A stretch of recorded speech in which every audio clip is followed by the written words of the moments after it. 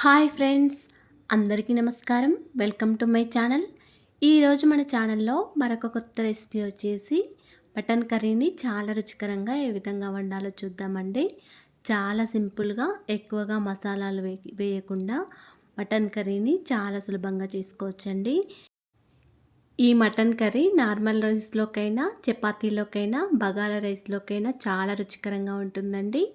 మరి సింపుల్ ప్రాసెస్లో ఈ మటన్ కర్రీని ఇప్పుడు ఏ విధంగా చేయాలో చూసేద్దాం. మటన్ కర్రీ కోసం ముందుగా ఒక హాఫ్ కేజీ వరకు మటన్ తీసుకున్నాను. ఈ విధంగా మటన్ని ఒక 2-3 సార్లు శుభ్రంగా వాటర్తో కడుక్కొని వేరొక గిన్నెలోకి తీసుకొని పెట్టుకోవాలండి. వాటర్ ఎక్కువగా లేకుండా చూసుకోవాలి. ఇప్పుడు స్టవ్ ఆన్ చేసుకొని కుక్కర్ పెట్టుకొని కుక్కర్లో ఒక 3 టేబుల్ స్పూన్ల వరకు ఆయిల్ వేసుకోవాలి.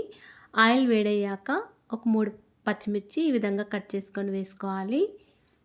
పచ్చిమిర్చి కొద్దిగా ఫ్రై అయ్యాక ఒక 2 పెద్ద సైజు ఆనియన్స్ ఈ విధంగా కట్ చేసుకొని వేసుకోండి.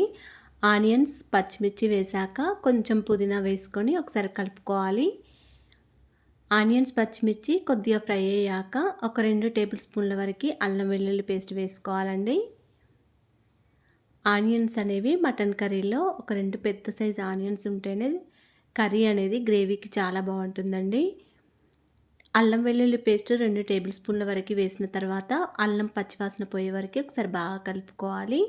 తర్వాత కొద్దిగా కస్తూరి మేతి వేసుకొని క్రష్ చేసుకొని వేసుకోవాలి.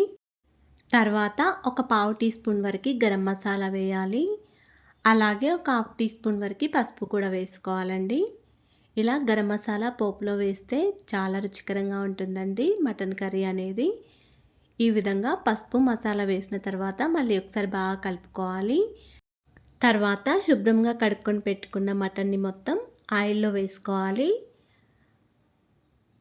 మటన్ని ఆయిల్లో వేసిన తర్వాత ఒకసారి బాగా కలుపుకోవాలి. అల్లం వెల్లుల్లి పేస్ట్, పసుపు, మసాలా మటన్లో కలిసే విధంగా ఒకసారి బాగా కలుపుకోవాలి. ఈ విధంగా కలిపిన తర్వాత ఒక 5 మినిట్స్ వరకు ఇలాగే మూత పెట్టుకొని ఉంచుకోవాలండి. 5 మినిట్స్ తర్వాత మళ్ళీ ఒకసారి మూత తీసుకొని మళ్ళీ ఒకసారి కలుపుకోవాలి. ఒక 5 మినిట్స్ తర్వాత మూత తీసుకొని మళ్ళీ ఒకసారి కలుపుకోవాలి. మనం ఆయిల్లో మటన్ వేసిన వెంటనే ఉప్పు, కారం వేయకూడదండి. ఒక 5-7 మినిట్స్ మీడియం ఫ్లేమ్లో పెట్టుకొని స్టవ్ని ఆయిల్లో కొద్దిగా మటన్ ఉడికిన తర్వాతనే ఉప్పు, కారం వేసుకోవాలి.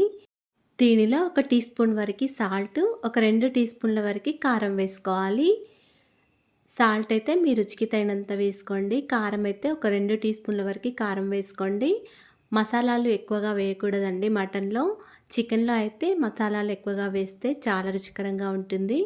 మటన్లో అయితే కారం ఎక్కువగానే వేస్తే చాలా బాగుంటుందండి. ఉప్పు, కారం వేసిన తర్వాత మటన్ని మొత్తం ఒకసారి బాగా కలుపుకోవాలి. ఆయిల్లో మొత్తం మటన్ని ఒక 10 మినిట్స్ వరకు ఉడకనివ్వాలండి. తర్వాత కొంచెం కొత్తిమీర వేసుకోవాలి. కొత్తిమీర వేసిన తర్వాత మళ్ళీ ఒకసారి బాగా కలుపుకోవాలి.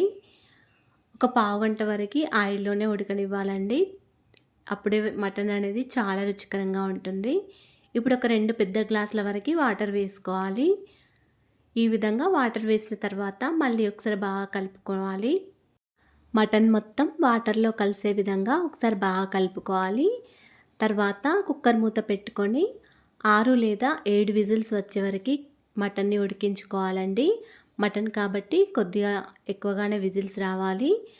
6 లేదా 7 విజిల్స్ తర్వాత మూత తీసి చూపిస్తున్నానండి. ఇక్కడ నేను మటన్ అనేది పర్ఫెక్ట్గా ఉడికిపోయింది.